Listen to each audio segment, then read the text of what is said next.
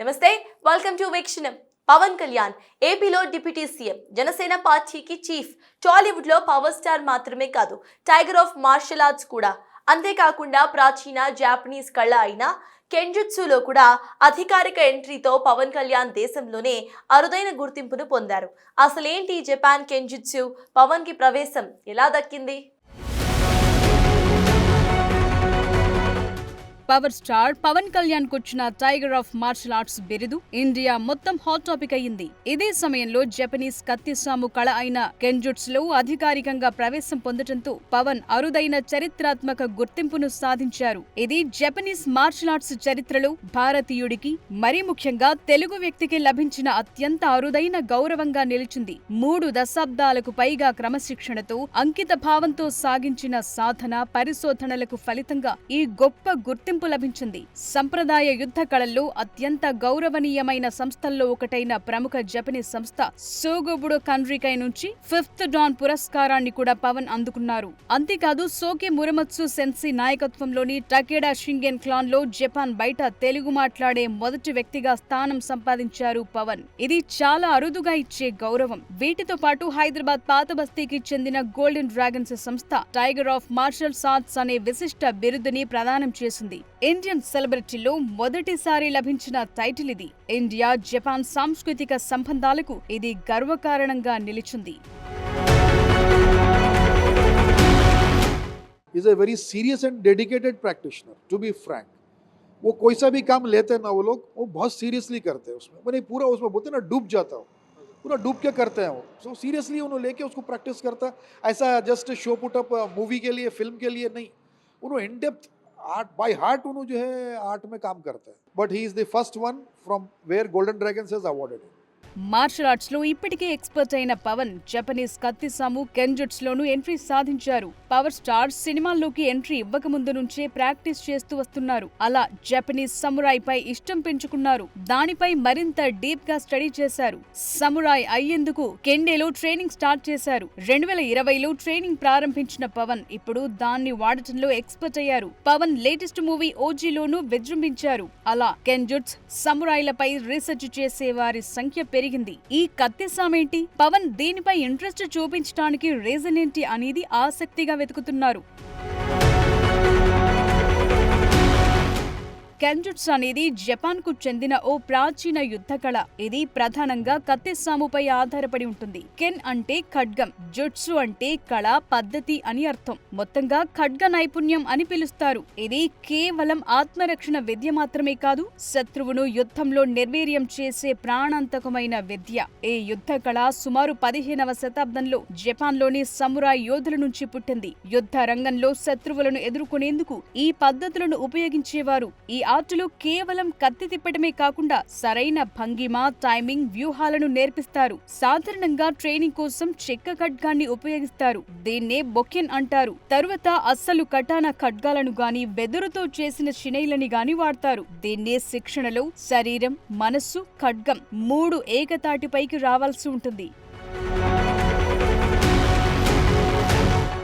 కెంజుట్స్ లో అత్యంత ముఖ్యమైన భాగం కాటా. ఇది ఊహాజడిత ప్రత్యర్థితో గాని, భాగస్వామితో చేసే నిర్ణీత కదలికల ద్వారా ఈ విద్యను అభ్యసిస్తారు. ఇది ఆట కంటే యుద్ధ రంగానికి అవసరమైన ప్రాణాంతకమైన పద్ధతులపై ఎక్కువ ఫోకస్ చేస్తుంది. కెంజుట్సు సంప్రదాయక యుద్ధ విద్య. యుద్ధంలో గెలిచేందుకు అవసరమైన ప్రాచీన పద్ధతులను నేర్పుతుంది. ఇక కెంజుట్సు నుంచి ఉద్భవించిన ఆధునిక క్రీడ కెండో. దీనిలో రక్షణ కవచాలు ధరించి వెదురు కర్రలతో పోటీ పడతారు. ఇందులో రూల్స్ తక్కువ, యుద్ధ తంత్రాలు ఎక్కువ. ప్రస్తుతం దీన్ని శారీరక దృఢత్వం, ఏకాగ్రత, ఆత్మరక్షణ కోసం ప్రపంచ వ్యాప్తంగా నేర్చుకుంటున్నారు. ఇండియాలో పవన్ కళ్యాణ్ ఈ కళలో శిక్షణ పొందటం ద్వారా ఇది ట్రెండింగ్ లోకొచ్చింది.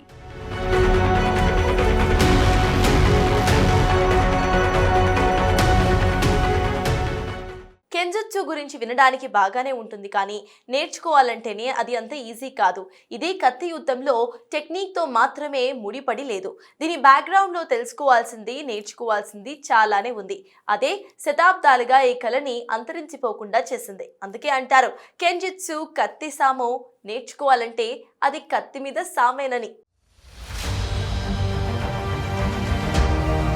కెంజుట్సు నేర్చుకోవటం అంత ఈజీ కాదా? ఏళ్ల తరబడి సాధనతోనే పూర్తిగా నేర్చుకోగలమా? ఎస్, కెంజుట్సు అనేది మామూలు మార్షల్ ఆర్ట్ కాదు. ఇదొక ప్రత్యేకమైన స్వతంత్రమైన యుద్ధ కళ. దీన్ని జపాన్ ప్రజలు సాంస్కృతిక తాత్విక వారసత్వంగా భావిస్తారు. అందుకే ఇప్పటికీ దీనిలో ట్రైనింగ్ తీసుకుంటారు. కెంజుట్సులో ఉపయోగించే ఖడ్గాన్ని కటానా అంటారు. ఇవి కాస్త వంకరగా పదునుగా ఉండే జపాన్ సంప్రదాయ కత్తులు. శిక్షణ సమయంలో వెదురు బొంగుతో చేసిన కత్తులతో ట్రైనింగ్ ఇస్తారు. నైపుణ్యం, కత్తి మీద పట్టు పెరిగాక అసలైన కటానాలిస్తారు. కెంజుట్సులో కత్తి పట్టుకోవటం ఒక్కటే కాదు, కాటా కూడా ముఖ్యమే. కాటా అంటే పరిస్థితులకు తగ్గట్లుగా కాళ్లు కదపటం కూడా ఓ కళే. అందుకే కెంజుట్సు నేర్పించే మార్షల్ ఆర్ట్స్ స్కూల్స్ లో ఈ విద్య ఒక్కో చోట ఒక్కోలా ఉంటుంది. ఈ కళ సాధనతో మనిషిలో ఆత్మవిశ్వాసం, ఏకాగ్రత, సహనం, ప్రశాంతత, సెల్ఫ్ కంట్రోల్, ధైర్యం, క్రమశిక్షణ పెరుగుతాయి. కెంజుట్స్ కి మోడర్న్ వెర్షనే కెండో. ఈ యుద్ధ కళలు ఇప్పుడు జపాన్ వ్యాప్తంగా పాపులర్ అయ్యాయి. కెంజుట్సుని పూర్తిగా నేర్చుకోవాలంటే ఏళ్ల తరబడి సాధన చేయాలి. జపాన్ నటుల్లో కొందరికి ఇందులో ప్రావీణ్యముంది. ఇండియాలో మాత్రం ఈ ఘనత ఒక్క పవన్ కళ్యాణ్ కే దక్కింది. హాలీవుడ్ సినిమాల కోసం Tom Cruise, Keanu Reeves martial arts నేర్చుకున్నారు. ఈ క్రమంలోనే కత్తి విద్యలో బేసిక్స్ తెలుసుకున్నారు. పవన్ కళ్యాణ్ కు ఇప్పటికే కరాటేలో బ్లాక్ బెల్ట్ ఉంది. అలాగే కెంజుట్స్ లోనూ ట్రైనింగ్ తీసుకున్నారు. అందుకే గౌరవ సూచకంగా ఆ ఖడ్గాన్ని బహుకరించారు. మార్షల్ ఆర్ట్స్ లో 5th డాన్ అనేది కేవలం శారీరక దృఢత్వం పైనే కాదు, ఆ విద్య పట్ల ఉన్న అవగాహన, అనుభవం మీద కూడా ఇస్తారు. ఆ విద్యలో చూపిన ప్రతిభకు, దానికి వారు చేస్తున్న ప్రచారానికి గుర్తింపుగా గురువులు ఇలాంటి బిరుదులివ్వటం మార్షల్ ఆర్ట్స్ ప్రపంచంలో సాధారణమే. ఈ 5th డాన్ గౌరవం కూడా పవన్ కి దక్కింది.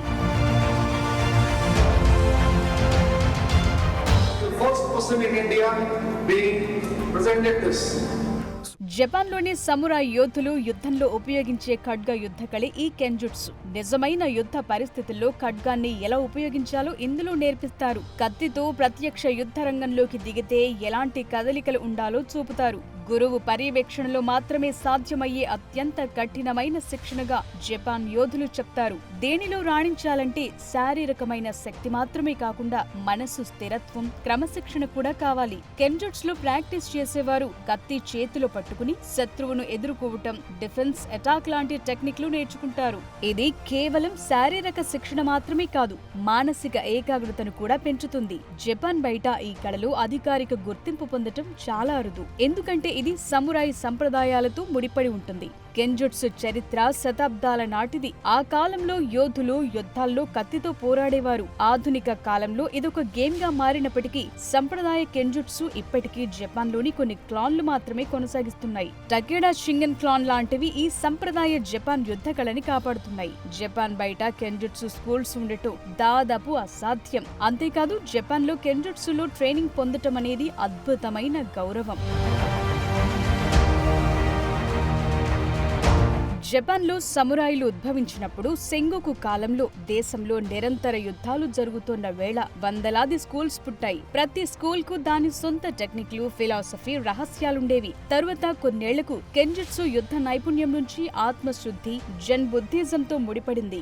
మెయిజీ రెవల్యూషన్ తరువాత సమురాయ్ వర్గం అంతరించడంతో కత్తులు నిషేధించారు. అలా కెంజుట్సు అంతరించిపోయే స్థితికి చేరింది. కానీ పోలీసు, సైన్యం శిక్షణ కోసం కెంజుట్సు మళ్లీ ఊపిరి పోసుకుంది. Footwork, timing, mind control ఇందులో కీలకంగా మారాయి. ఇది సంవత్సరాల పాటు కొనసాగే కఠినమైన శిక్షణ. గురు శిష్య సంబంధం ద్వారానే పూర్తి స్థాయిలో నేర్చుకోవచ్చు. తమని తాము శుద్ధి చేసుకునేందుకు, శరీరం, మనస్సు, ఆత్మను ఒక్కటి చేసేందుకు ఇది సాయపడుతుంది. మానవుని అంతర్గత శక్తిని, శాంతిని, ఏకాగ్రతను వెలికితీసే మార్గం. ఇది నేర్చుకోవాలంటే సంవత్సరాలు పడుతుంది. ఇదంతా కత్తి పట్టుకుని చేసే యుద్ధం మాత్రమే కాదు, ఇదొక సంపూర్ణ జీవన విధానం. శతాబ్దాలుగా సాగిన సాంస్కృతిక వారసత్వం, మానసిక, శారీరక శిక్షణ కలగలిసిన గాఢమైన సమ్మేళనం. అందుకోసమే ఈ కత్తి సాము నేర్చుకోవటం కూడా కత్తి మీద సాము లాంటిదేనని చెప్తారు.